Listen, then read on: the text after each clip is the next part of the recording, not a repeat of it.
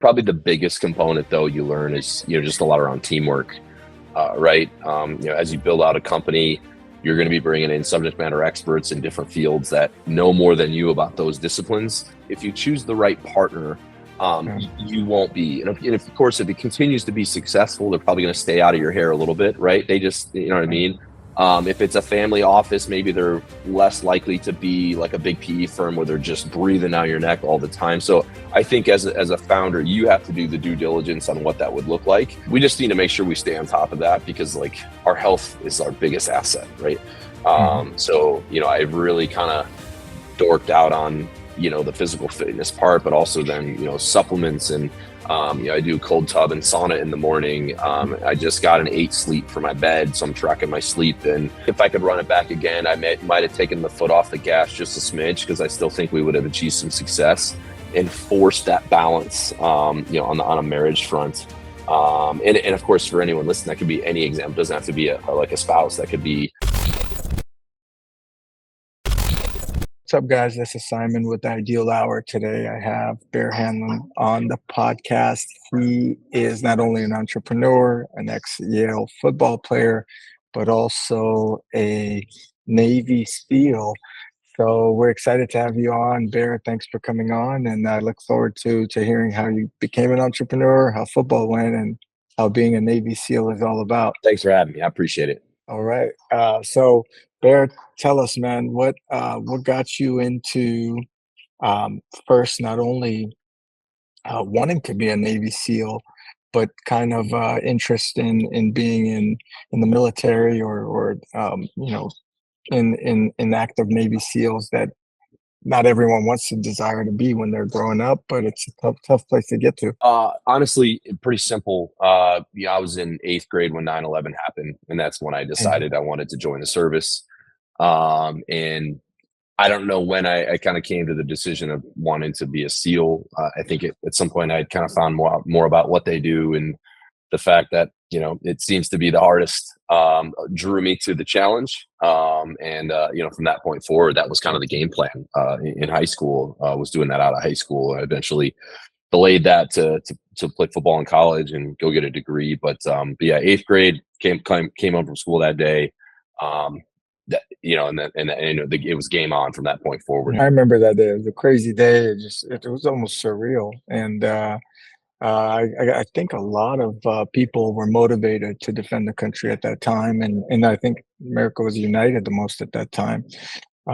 Sad event anyway, but thanks for sharing that. We'll get into a little bit more about Navy SEALs after. And you mentioned you played football I know you played football at Yale. I believe your brother played as well. And then also your father, or is it just your brother? Just my brother. Yeah. Okay. All right. Very well. Why football at Yale? Is it something to follow? And I don't know if you have an older brother or younger, or did you follow his footsteps?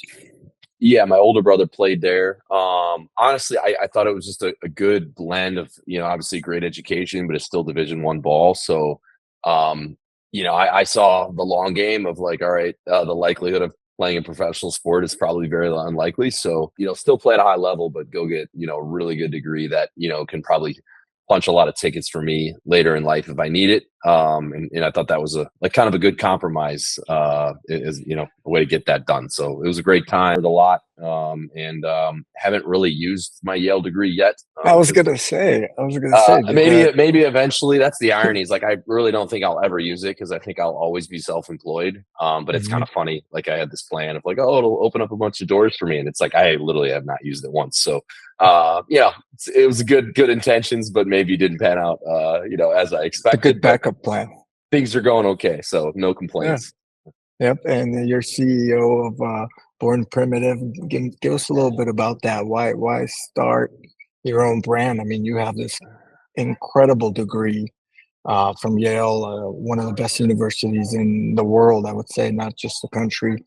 And then you kind of decide to go your own path, which is really incredible and I think formidable. But why be a CEO? Why not get that job that Yale can bestow from just getting a degree from there? I think I've always been an entrepreneur, even, at an early age. When I was like early middle school, I started a lawn mowing company, and I liked the idea of like building my own business and being my own boss, and that was just ingrained in me. So the thought of launching my own business, as an adult was kind of a no brainer.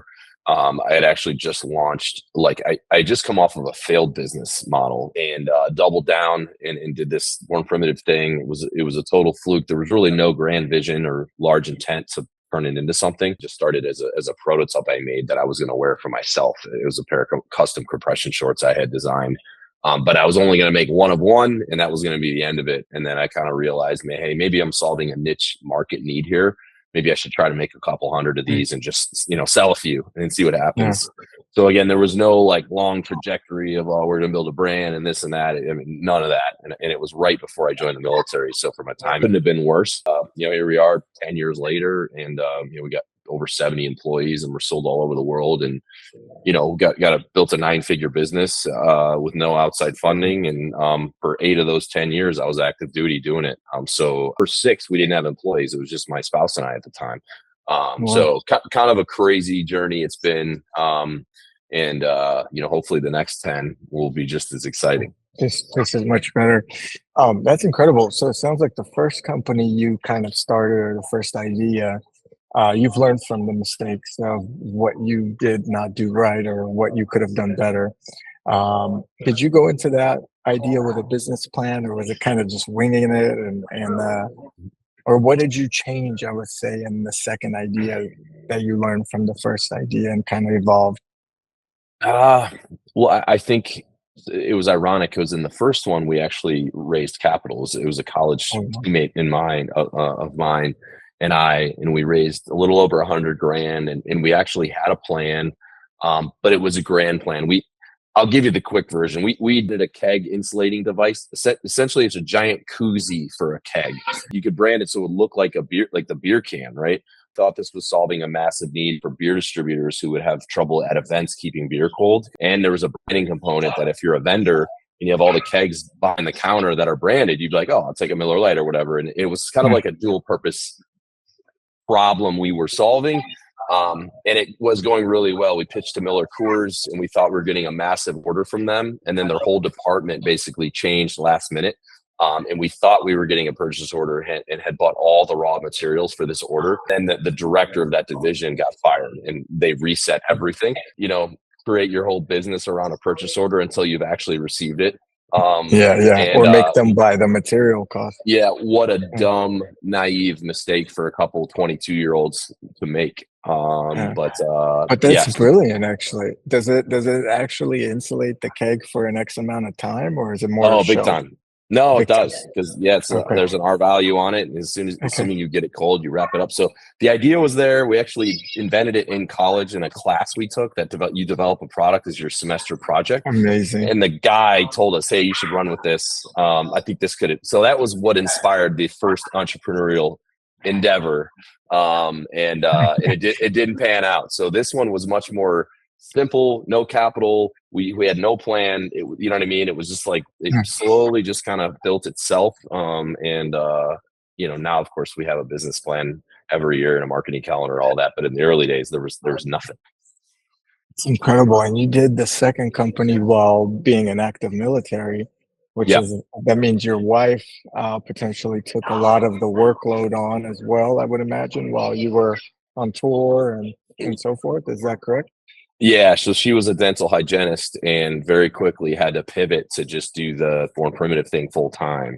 That was not planned out, but I was like at boot camp and doing these other things, and she was like, all right, well, someone has to manage it. So whether she wanted that or not, that's kind of how it transpired. And then, it was her and I for the first 6 years, just slugging it out. But yes, she absolutely was the one keeping the trains running on time and all that, because a lot of times, I was out of commission, and had it not been for her, it would have never been possible. Like not even close. Yeah. That's incredible. And how do you, what's a piece of advice you would give to people out there working with their wives? Because I've seen people starting businesses all the time with their wife, and I don't know, Well, we're divorced now, so there's your Okay. advice. Oh, all Don't, right. yeah, don't do it. No, the cool thing is we still work together. We have a great relationship. So it worked out as good as it possibly can for a divorce. Particularly by that time, the Yeah. business was quite valuable, so it could have been a huge ordeal. But it wasn't. We were both on the same page, and we still work. She's our COO, so you know what I mean. So she's still You running the guys show were on her adults side. about it. Yeah, You yeah. were So adults. thank God we Mm. were. But it absolutely, when it's two type A people, those who have launched their own business know how much work it is and how it's really hard to shut it off. And in the early days, you're everything. You're the accountant, you're the creative person, you're this, you're that, you're the customer service, you're doing orders, you're doing fulfillment. Shipping. Yeah. It's very hard to shut it down because like you have to be all in if it's going to have any chance of success. So for us, we never shut it off. You know what I mean? Like it was Okay. even on vacations, big and be successful. Mhm. That The definitely puts relationship stress. between Yeah. the brand. Yeah. Eventually, it puts stress on the actual marriage. So for anyone doing it, it's not to say it's impossible. Just make sure you try to find time to actually be husband and wife every now and then, or eventually that check engine light's going to come on. It might be too late. Man, well said. I definitely understand. If you're going to be dating again, or if you are, do you want a person that you're going to work with, or this time you want to No, separate? absolutely not. I want all of my problems at work to stay at work, and I don't even want to tell them about it when I get home. I want to drink a glass of wine and say everything's fine. Yeah, we're killing it. You know what I mean? So, Whereas so the alternative is you go home and you just continue working, right? So yeah, no, I want the opposite. you want to shut off. I get it. Mhm. I totally understand. I know how it is. Um, how is your Navy SEAL training and military background? How does that relate to being successful in business, or kind of how does that set the the path to success in business? Because it's a grind on both ends. One is actually, both are mental, I would say. But what would you say helps being? I think you're stressed so much under that type of training that I feel like it kind of relates to stress in the business world in some sense or another. Yeah, I mean, I definitely think it increases your capacity to withstand stress and stressful events that are repeated and constant.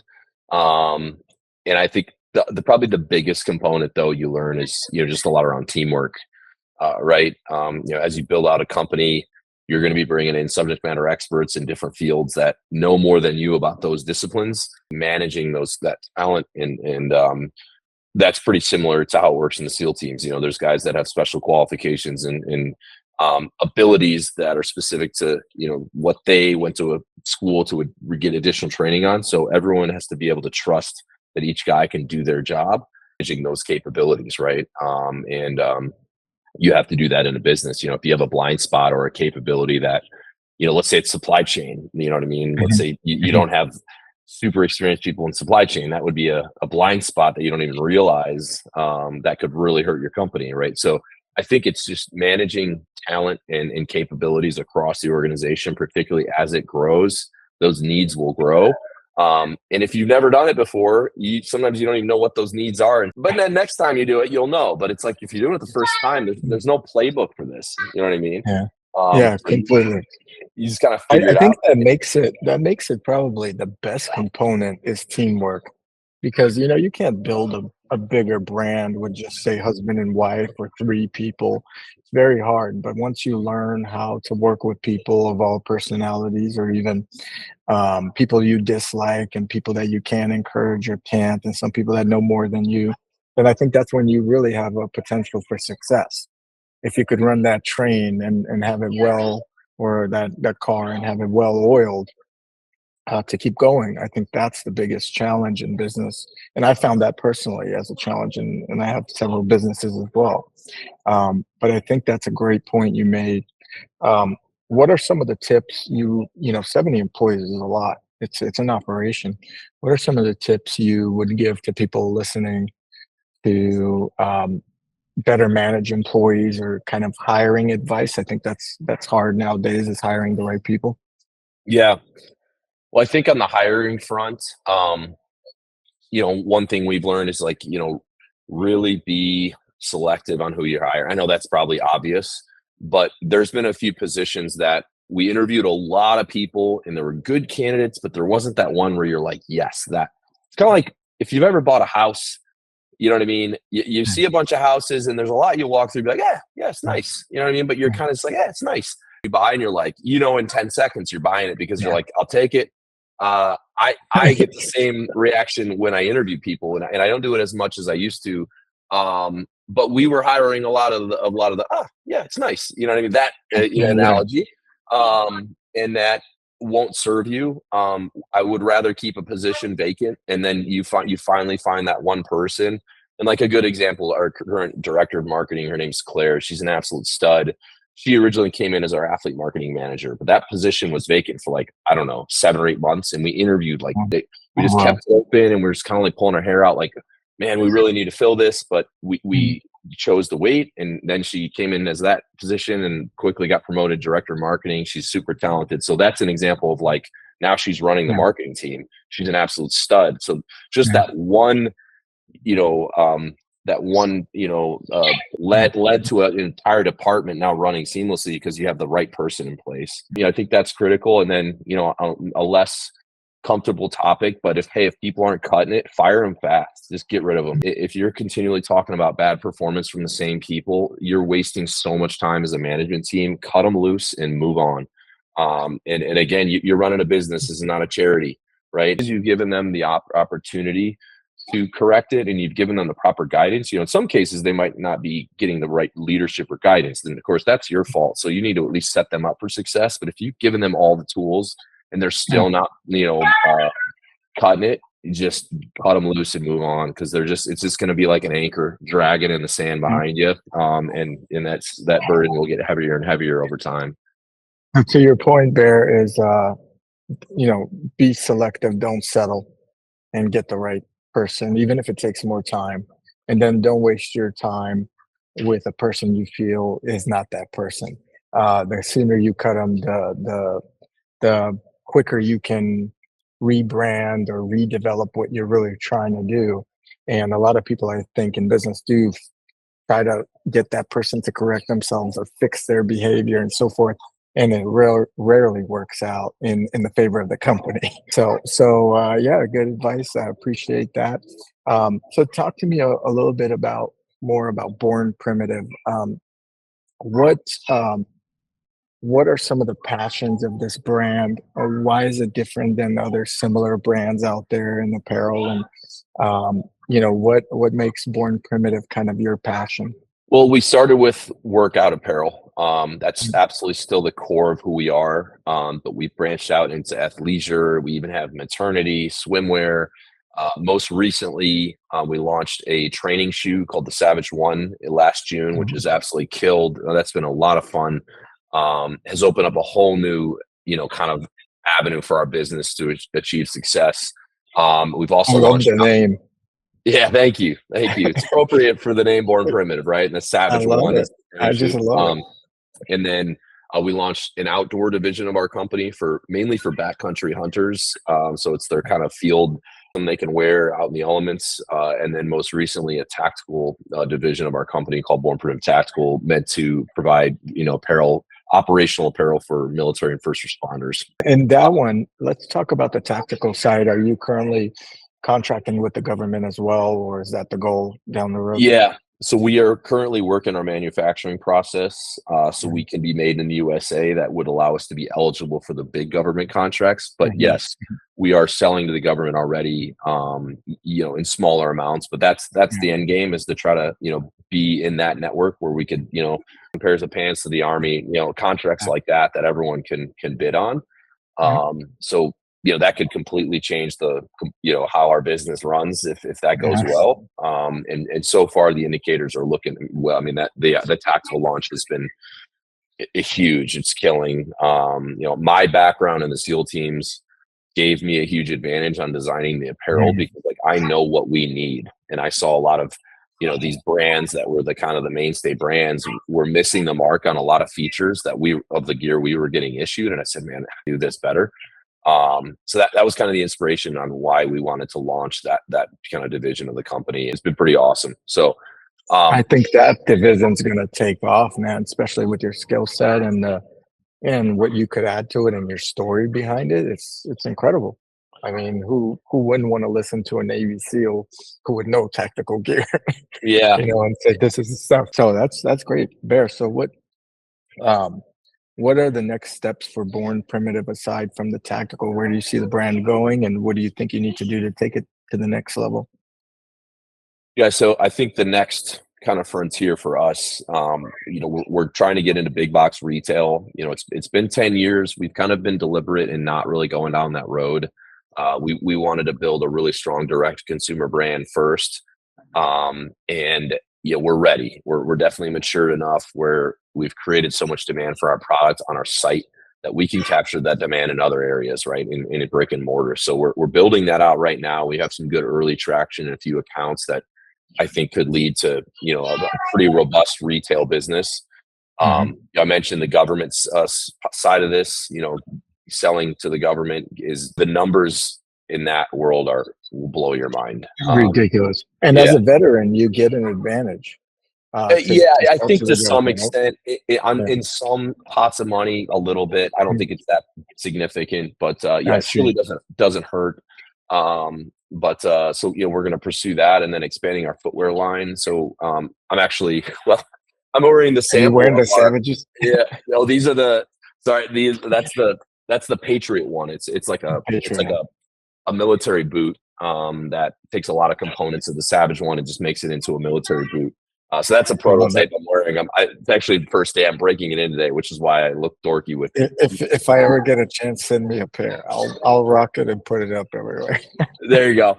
And then we're a running shoe, a barefoot training shoe, a streetwear shoe. So the footwear line will continue to expand, and that just creates a lot of additional opportunities for us. So that's kind of the near target right now.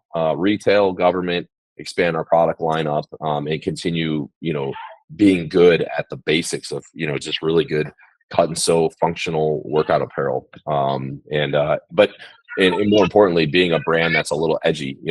We kind of like to say, like, off the record, we kind of want to be like a Lululemon, but with a little hair on her chest. You know what I mean? And maybe not a little more brass there. Yeah. And of course, maybe not so much for the ladies, but with some edge, a little bit of personality. We're a veteran founded company, obviously, and we're proud of our country and what it stands for. So we definitely inject a lot of those values into what we do. We give a lot back to charity, particularly causes that are like veteran and first responder. So we've created a pretty loyal following because, it's more than just selling apparel to us, and we back what we say with like action, right? So for me, it was me actually serving the military, and then with our financial contributions, like, this isn't just a punchline to us. This is like hardwired into our DNA, and even our employees, over half of our employees are veterans, spouses of service members, former first responders, or spouses of former first responders. So half the building is that, so it's everywhere you look. If you come here, and it's important to us that we, kind of live up to those ethos that we advertise to our customers.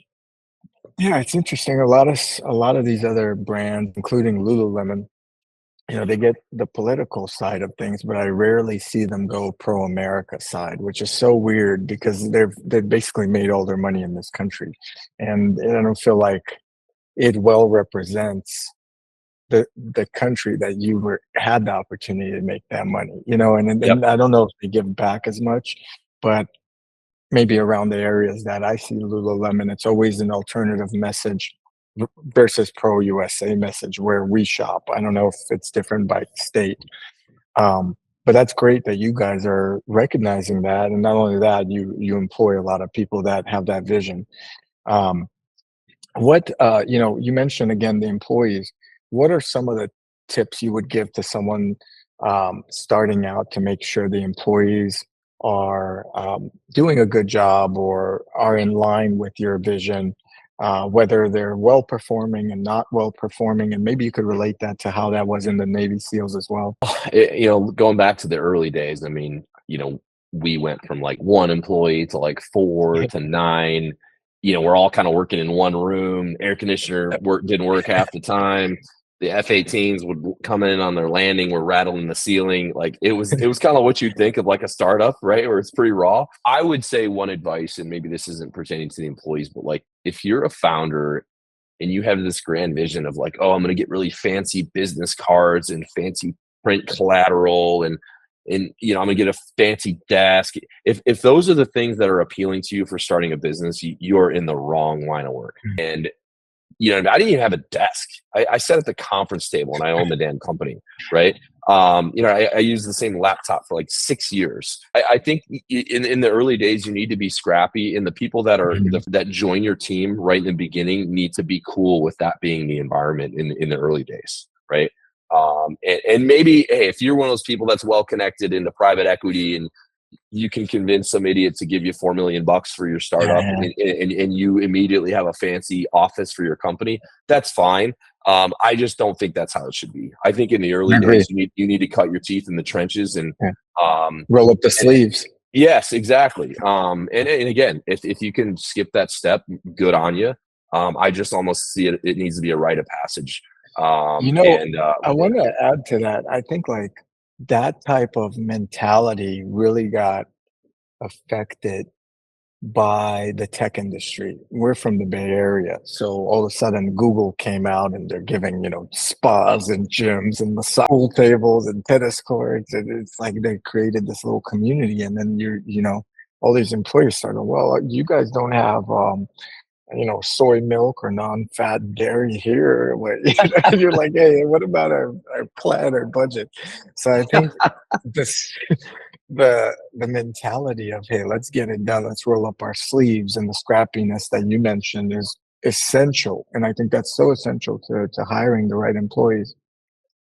Yeah, absolutely. And another component of that, with particularly raising money, is like a lot of companies that were raising money, because you have the funds available, you can be very sloppy with how you deploy that capital. But when you do the opposite, when you bootstrap the whole thing, it teaches you to be very resourceful and very calculated on what you spend money on, because you have no alternative. You have to be resourceful. But if someone cuts you a check for $5 million in growth equity, and you say, okay, we're going to spend $1 million on this, and we'll spend $500,000 on nice office furniture and this and that, you can realize everything we spent our money on was not critical. And then you could be in real trouble. The boom that started to happen, I think probably around 2018 through 2021, and then things got, the deal market was so insane that if you could show top line revenue, with horrible margins or, significantly negative bottom line, no one cared. We'd get the next check, and then the next guy would give you the check. And it was this formula, but no one was profitable. But at the time, no one cared. So you had these like CEOs that were like, on magazine covers, and we're doing podcasts, and it's like, oh, they're the next, and it's like, hey man, and the company hasn't made money at all. It's like, you guys lost $60 million last year. Don't be telling me how to run a business. Are you kidding me? But guess what? The investment environment at the time, like, was allowing this ridiculous behavior. So you had companies like, the Darlings of the world, the Allbirds, et cetera, that are getting these ridiculous valuations. And then eventually, when they had to show profitability and couldn't, their stock fell off a cliff. So, I think that's a lesson learned. And guess what? Overnight, what they looked at changed, because they said, no more top line revenue. We want to see EBITDA, right? All these businesses weren't set up for that. They're like, EBITDA, what are you talking about? We're in growth mode. Profit in 8 years. We're going to grow top line at all costs. But it's like, so we're going to go public. Yeah. That was a reckoning. And I'm glad, that we did it the opposite way, because now we are very well set up. We're going to probably try to pursue a deal in the next 2 years. We didn't have to recalibrate our company, right? Because that was how we were from the beginning. I mean, EBITDA was very strong, because I was like, isn't that how we are all doing this? Like, of course we have to make money. We're a business. But then I realized, once I learned more about these deals, I'm like, wait a second, Manscaped lost $50 million and they're on the center of the ring at the UFC. Like, what? Yeah. How is that possible? You convince the next idiot to give you the next check, and it doesn't matter. You kick the can down the road. it's almost like a Ponzi scheme kind of thing where Kind of is. you're Yes. getting some of the money to pay someone else back, and Yes. you just keep funding, All you you got to know? do is convince the next idiot that top line Yeah, growth is all that matters, and then validate the previous guy. He gets his money on his yeah, yeah, investment. But of course, it's not how it is now, mm, and that's dried up the deal markets, and here we are. Just a word of caution: if you are someone that can raise money, it absolutely can be a force multiplier if you deploy that capital appropriately, but treat it as if it's your money and every penny mhm, matters, because you see these companies make these stupid brand deals, signing these $15 million mm. sponsorship things. And it's like, that is not going to, you know what I mean? But, oh, we Yeah, have the not money. gonna Let's do it. return on No, investment at all. yeah. So anyway, it's been interesting Absolutely. witnessing that over the last few years and how it literally changed overnight. And to your point, Bear, when you're also bootstrapping it yourself, another advantage to that is you really aren't giving up your soul of the company. You're still kind of making the decisions. You still know what works, especially if you've seen it work. I've had guests on the podcast as well as friends who have raised, $50 million, et cetera. And one thing they feel is they've become almost not necessarily a slave, but like someone that works for someone else at this point. Like there's something that they grew themselves so well, and then all of a sudden they get a $50 million investment. They have people they need to respond to, and now they're not in control, right? Someone else owns the company or shares of it. So that's the positive or a negative downside of potentially collecting money from others.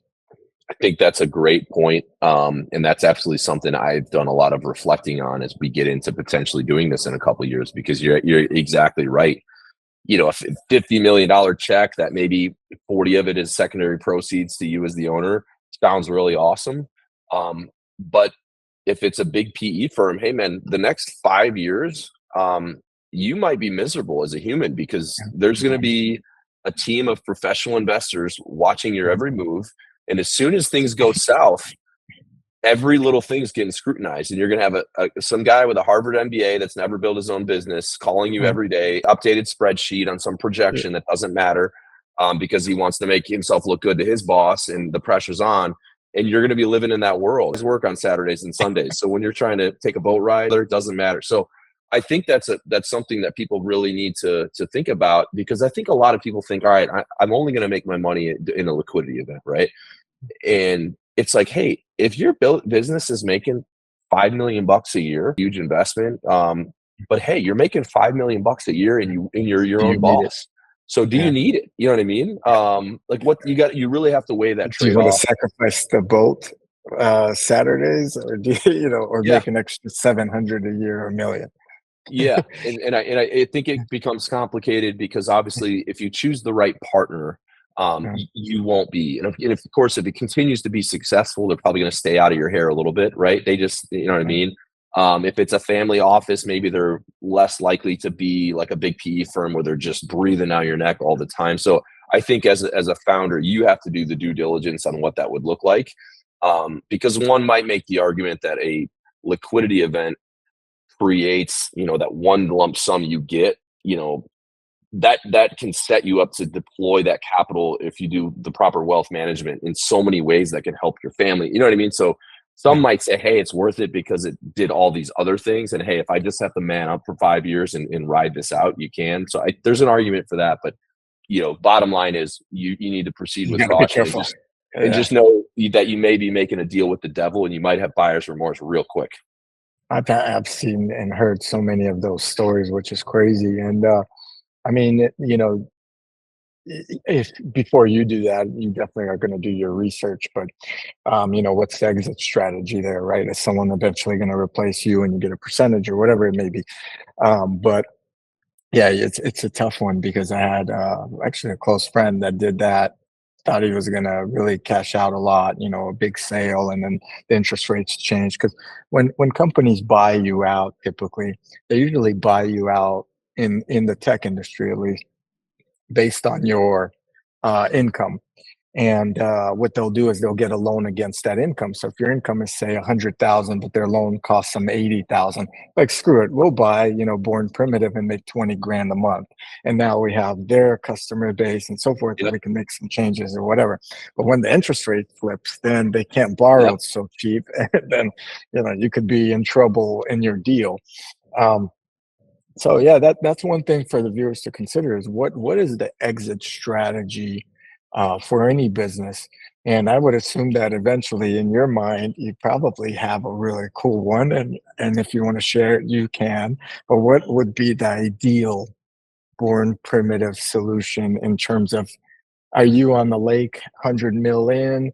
Are you, are you sold the company, started another one? Like, what would be make you and your wife happy, or ex-wife, I should say? Yeah.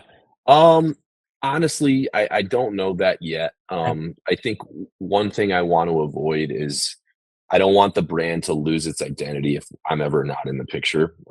So I definitely would want, if we ever did a majority deal, which I think this next one will likely be a minority deal, so 49% or less, for the reason that I still want to control the company. Now, Smart. if we do a second investment 3 to 5 years after that, obviously that one would likely become a majority stake, and we would just have to make that decision. But I would hope that if the business is killing, I would remain the CEO, and it would be kind of my job to lose, right? And Mhm. hey, if the way I run this company doesn't hack it for you guys, then like I'm playing with house money, then fire me and I'm out.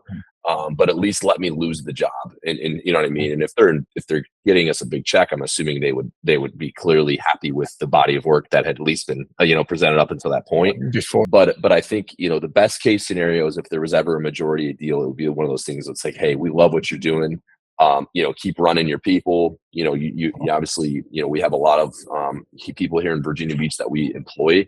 Like that's a human factor that you also have to consider. I know a lot of Yeah. people would say screw it and right off into the sunset and be not worried about that. Because I know some of these firms are set up to just absorb you, and they're like, hey, we don't need any of your people. We have a formula, Yeah. and Yeah. We're gonna put our own people in place. would definitely turn me off because then it's like, yeah, I'm riding off into the sunset, but like I just screwed over 70 people that were Yeah. relying on In us the for. back in the back of your mind, you feel you left your team behind. And that's Yeah. probably your like Navy SEAL component of like, hey, we leave no man behind attitude, so to speak. So I understand that completely. Um, yeah, it's tough, man. It's a tough, that 70 cusp. My wife had a business about the same amount of employees. It's a tough cusp to manage, because you're big enough for like some big investment potentially. You're big enough to sell if you really wanted to, right? And then you're kind of big enough to make a big mistake where it could really derail Yeah. you because you still Oh have yeah. this payroll. So it's an interesting concept. Let's talk about seals. A lot of people are interested. I've had quite a few seals on the podcast. I've had a Sawman on the podcast. I don't know if you know him, Craig Sawyer. I've had Mighty Warriors on Instagram. I forgot his name, but he almost picked a fight with one of the UFC guys. Navy SEAL versus a UFC guy, who wins or not. And, Okay. very interesting. Got it. So, um, would you be a Navy SEAL again if you could restart? Like, is it something that you would still want to do, or say your son, if you have a son, would you push him to do that route, or being a Navy SEAL is not as attractive as it once was? No, I mean, I would absolutely recommend it. Okay. It was an incredible experience. You learn so much. You obviously develop incredible relationships with men that are way better than I will ever be.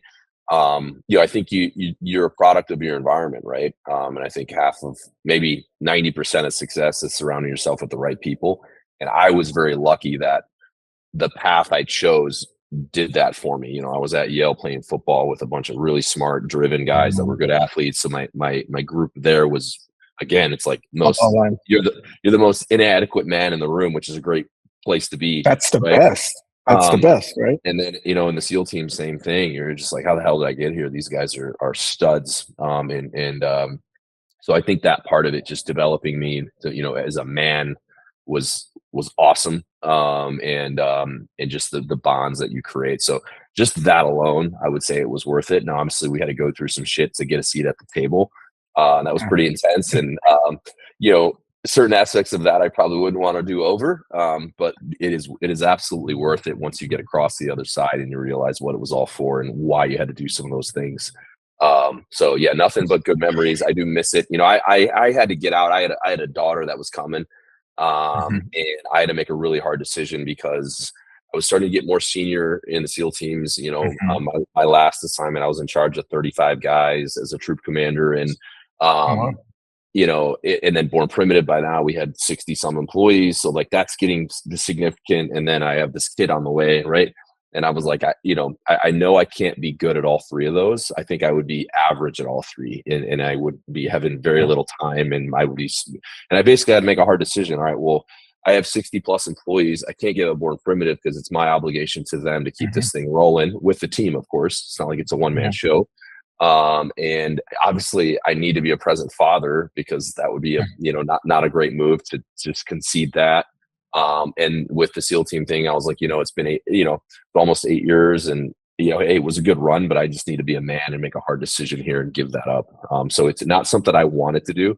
But I think it was the right decision in hindsight, and definitely I miss it a lot, but I miss it with a smile on my face. Are you guys SEAL teams usually are in contact all the time? Like, do you still talk to the SEAL buddies, or now because you're in business, you kind of have a different group of friends than the SEAL buddies? Does that make sense? Yeah, you know, the good thing is I still live here in Virginia Beach, which is where the East Coast teams are based. So I Mhm. still run into a lot of the guys. So I it's do. almost like best of both worlds. I get this, but of course not as much. But I'm still around enough that I can get my fix. And most of On those a guys. Saturday night.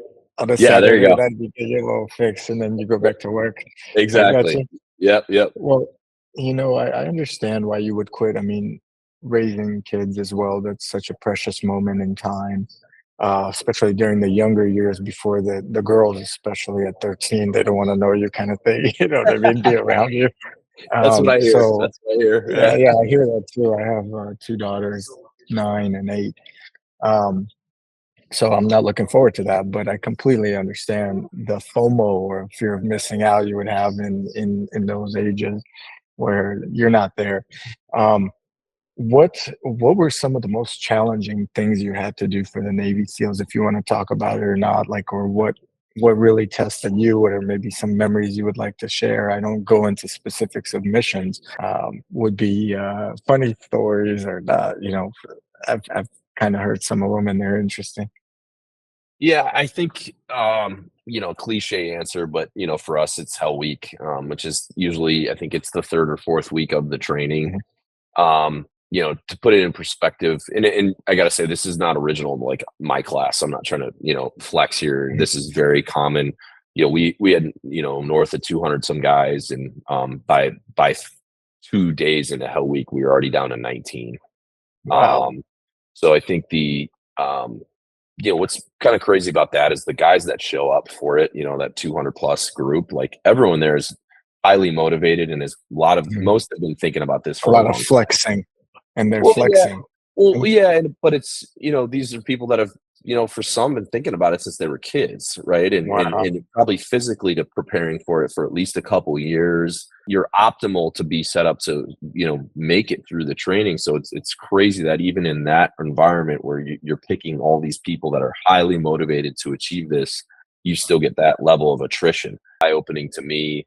And you know, Why do you think why do you think what separates, because you just mentioned they're highly qualified, they're well trained. I mean, these guys aren't getting up off the couch and then going into Hell Week, yeah, prepping mentally, physically, and so forth in very rigorous activities. Their bodies are probably at their prime entering this Hell Week. What separates, aside from injury, I could imagine, yeah. what would separate someone from moving past that Hell Week round? Honestly, I think it just comes down to not having a backup plan. Mhm. You know, it's the old Wow. Brooks analogy. even if you even have the slightest backup plan, every single guy's going to use it, because when it gets really, really bad and you get really uncomfortable, the mind will start justifying that quitting. backup plan. It looked real easy, real good. And I think the guys that made it, at least in my opinion, were the ones that went in and just said, hey, in this moment, this is just what we're doing, but this is all we're doing, right? And it doesn't suck any less. You know, the guys that were thinking, you know, when it's 2 o'clock in the morning and you're hypothermic in the Pacific soaking wet, oh man, you know, I could go work family business again, or I could go back to being an accountant or whatever, you know what I mean? I go back to, you know, asphalt crew, you know, it's like, or, you know, whatever these like thoughts that start spinning up, oh, my dad will still be proud of me. Those are the off ramps that start becoming very appealing to take. Wow. So I think it almost takes a mental rehearsal going into it of like, all right, there are no off ramps here. You know, this is the path we're on. It's gonna suck. We're not gonna be any less cold. But if this is just all we're doing, there's, you know, by default you can't not make it, right? And even guys that get injuries, you know, a lot of people will not make it and say, oh, it's because I broke my leg. And I hate to say it, but, and I hate when I have a friend be like, oh, my cousin tried that, but he broke his leg, so he rolled out. It's like, no, he didn't. He quit. He's telling you he broke his leg, but he quit. You know what He's I mean? giving himself a reason for quitting. Yeah. And I understand it. I mean, there's a lot of guys that have shame, and they really shouldn't be, because, you know, when I run into guys that didn't make it, I make a point to say, hey man, keep your head up. Like, you know, the fact that you even tried makes you and I as humans way closer than any other person on the planet. You know, like you know what I mean? You still had the DNA in you to go after it. And just because you couldn't hack it does not make you any you know, lesser of a man. It took balls to, you know, because a lot of guys do, like, you know, it haunts them for, I think, a good while after. The ones that don't make it because they've been dreaming about it so much, and they took the off ramp. I mean, I learned something in this podcast, and I know the audience did as well, as do not have the off ramps or delete off ramps. That sounds to me like a very good direction to take for anything you want to do, because even I think the mind is so strong, it always creates some type of excuse to not get up in the morning, to not go to the gym, to not be nice, to whatever it may be, right, in the moment. And I think when you're tested, as you guys were, in stress, you know, do I really need this pops up? Do I really want to do this? And you start thinking like, why am I doing this? Right. And if you delete the exit and you just focus, that's so smart, man. I think it's a great analogy of why some survive and some don't, or some make it through and don't. And what's crazy is, to me, when you said, hey, even a broken leg is not an off ramp. Like, no, to me, it's incredible that that's the way you think, because I would imagine I've seen excuses like that just shift a person's mentality and everything athletic. You know what I mean? It's like, it's insane. What about your, as we kind of wrap up this podcast, what about your physique from being a Yale football player? Do you think that really helped you, or are those guys still as fit as you were when you came into the Hell Week and beyond? You know, I think having a base of fitness helped for sure, but at that point, pretty much everybody does. You know what I mean? Like, you know, there's a lot of Division I. We had an Olympian swimmer in our crew. There was a UFC fighter in our crew. So not everyone has like a super legit athletic pedigree, but many do. And the ones that don't, like, train like crazy to get ready for this. You know, maybe they didn't play a sport, but they're like just super fit and like train the water stuff. So, you know, I don't think it gave me an advantage. And there were definitely guys way more athletic, way more fit than me. And a lot of times, like, those are the guys that quit the quickest. Particularly, I think the people that had natural talent and were used to just being the fastest and the strongest and this and that, they're the first to go because they've never had to fight for it. You know what I mean? And it's like, hey man, I don't care about your 8-pack, because that is 53 degrees for both of us. And it does not give a shit about your 8-pack, right? As old as I am, that's not relevant anymore. Looks good on the beach. Yeah, but, nobody's cheering you on here, buddy. It's like, it's you that. That's funny. And let me ask you, was there any, like, last Navy SEAL I spoke to, he's like, hey, it's usually the tough guy that comes in the loudest, Yeah. is most of the time the first to kind of drop out, and it's the quiet one that's kind of focused, that stays in. Is this accurate, or is it all across the board? It definitely can be. I remember there was a guy that was very loud and vocal, and like you do this one exercise called log PT, where you basically just do a bunch of lunges with these telephone poles with your little bow crew. And before the instructors came out, he got out of line and was like yelling at everyone, like get everybody fired up and like, yeah, like we're gonna rock this. We're not afraid of the instructors, and like giving us a big like rah rah speech, which was cool. You know what I mean? And then he quit like later that day, and you're like, all right, what is going on here? And super hard dude. I'm like, it's again, it surprises you because you're like, how did that guy quit? And a lot of times, honestly, that rattles people because when one of those guys quits, it can cause people that are like, well, shit, if he can't make it, I should just Mhm. quit now because, like, you know, I'm not going to do this for the next 7 months of my life. This is terrible. So why don't I just quit after lunch? You know what I mean? Wow. And that's the, you know, that's where It's a guys get daisy overwhelmed, chain. thinking like, oh, well, there's no way I can do this for 7 months. So like, why just, I should just do it now and not, get myself out of the misery of that. And they just get overwhelmed, and that gets into kind of just baby steps, one foot in front of the other, get to the next meal. You know what I mean? Like little tiny milestones rather than look at the big picture, Mhm. because then you Just overwhelm get through the yourself. hour. Yeah, Let me literally. Yeah. Did you ever think about quitting at any No, point? No. no. Wow. No off Yeah. ramps. I was miserable. Don't get me wrong. I hated it. But it And just, and again, here's the thing. You had when you started Navy SEALs, did you already start your business, or it was started like a year or two after you became a Navy no, SEAL? it had already started, about, Wow. 6 months prior. So yeah, I Okay. was, managing both. Now, obviously when I was in the heat of the training, I wasn't doing much for it. Now Yeah. Mallory was doing all of it. But very quickly, once I had my feet underneath me, she would drag me to events on the weekends to be, as vendors. And I'd be, literally limping through the doorway on a Friday night after working the longest, most stressful week Jeez. ever. And she'd say, "Hey, we got to pack the Jeep. We're going to Anaheim tomorrow morning for a CrossFit event." And I'd be like, "Are you kidding me?" She's like, "Yeah, we got to be there by 6." I'm like, "Oh my God." Early days, I was multitasking, and thank God I was young and dumb enough to be willing to do that, because I definitely That's couldn't do that crazy. now. That's crazy. So yeah, I mean, you had the off ramp, which is, hey, run my business, but you stuck with it. Yeah, And you didn't take that off ramp. You also did the CrossFit Games. I Why did. why would you do that? Or what was the was it you wanting to do it, or was it what was the passion behind that? That was honestly just a fluke. I discovered CrossFit as I was getting ready for SEAL training, just as a way to get physically fit. And I Mhm. happened to stumble upon a gym that was super competitive, and started getting in with the competitor class. And before I know it, we were, going to regionals, and then Yeah, the CrossFit Games after that. So it was a short CrossFit career, but it was fun. And provided me a good basis of fitness, that carried over into training. let's talk about working out as we wrap up here. How are you still looking, fit and in shape? How important is that to your success? What's your workout routine like? And I know are you still at your peak in your physique, or give us a little bit insight on that, how important it is to mind success, body success, etc. Yeah, I mean, I think it's really important. I try to work out 5 days a week. I'm very religious about it. I think particularly as we get older, I'm 36 now. We just need to make sure we stay on top of that because, like, our health is our biggest asset, right? Mhm. So, I've really kind of dorked out on the physical fitness part, but also then supplements. And I do cold tub and sauna in the morning. I just got an 8 sleep for my bed, so I'm tracking my sleep. And Mhm. all those little things that can add up.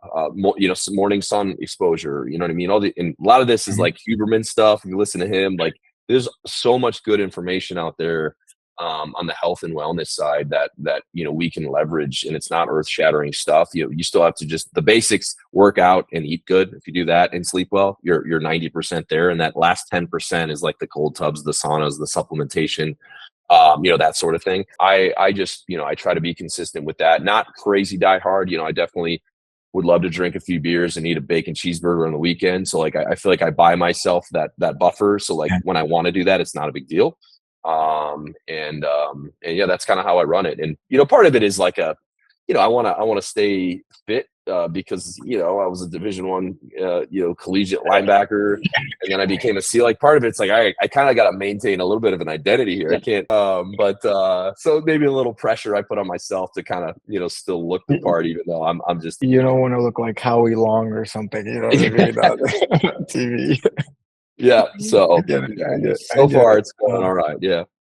That's good. That's good. Do you still do CrossFit or no? That's kind of gone out the I window. do. Yeah. I mix CrossFit with some of my conventional strength training stuff from college. So like it's a little hybrid of the two. And I'm a little banged up, so I got to be a little more careful on like what I train. But yeah, I still get after it pretty good. Very good. And as an entrepreneur who is divorced, any dating advice for other entrepreneurs, or you want to skip this topic altogether? I think it's one of those things like, from my optic, girls like guys that are driven, and they, I think that's a good quality, that if you're aspirational and you have a vision and this and that, but you also need to be available, right, to be able to eventually like enjoy your life. So, be, I guess, decisive. And if you're really going for something and you realize, all right, for the next couple of years, I'm all in on this one thing, it's not bad to maybe just stay focused on that. But eventually, unless you want to be single when you're 50, like you need to maybe modify your lifestyle a little bit so you can actually spend quality time with another human being, and not be, on the phone. Definitely put the phone away at dinner. Your Slack messages can wait. The email you just got can wait. But that takes some discipline especially when you're the founder, and especially in the early days when you don't have a team yet. I know that pressure. So I would say just be cognizant of that. But I think for the most part, it's a very positive thing. If you're an entrepreneur, I think that's an attractive thing. And do your best to try to find a little bit of balance amongst the chaos. I love that. Yeah. I mean, having an eight pack at 50 may not be the coolest thing if no one else is sharing it with you. I got it. Well, listen, Barry, truly appreciate it. Final question. If you could go back in time and give yourself a little bit of piece of advice at any point in your life, what would that be? And what would you say to your young self? Yeah, it's a tough one. I think, given that I did go through a divorce, I would say try to balance, kind of based on what I was just saying, try to balance things out a bit more. Now it's kind of, there's two ways to look at it, because I believe it was that mentality that made Born Privileged successful. And it was with Mallory's effort as well. I would say both of us. But then there's collateral damage that produced on a personal side. So I think if I could run it back again, I might have taken the foot off the gas just a smidge, because I still think we would have achieved some success and forced that balance, on a marriage front.